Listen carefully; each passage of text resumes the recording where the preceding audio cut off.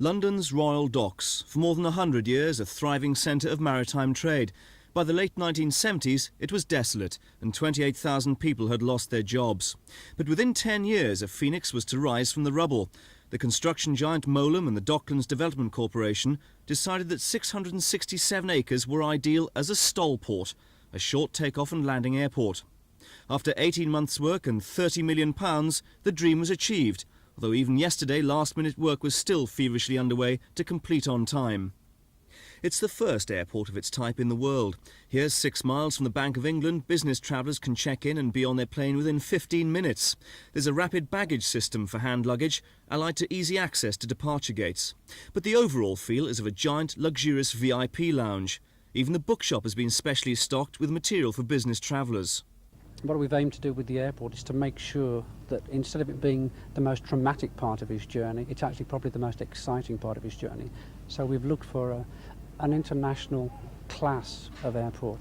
We're aligning it with nice international hotels so that there's a dignity and a calm. And there is an undoubted quality there. I mean, we're not talking about nasty terminal seating, we're talking about upholstered leather sofas now. So they're treated with respect and they enjoy being in the airport. An estate agent to generate business for Docklands has already moved in, and the airport has provided jobs for more than 100 local people.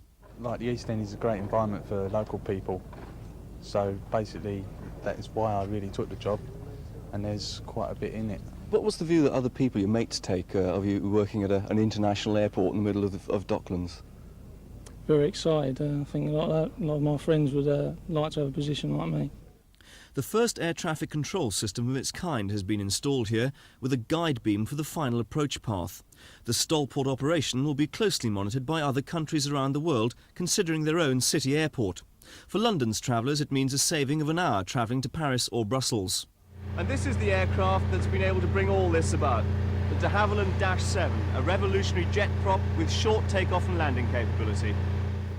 It'll carry between 40 to 50 people within a 400-mile radius competitively, and at the moment it's the only type of plane licensed to use the airport.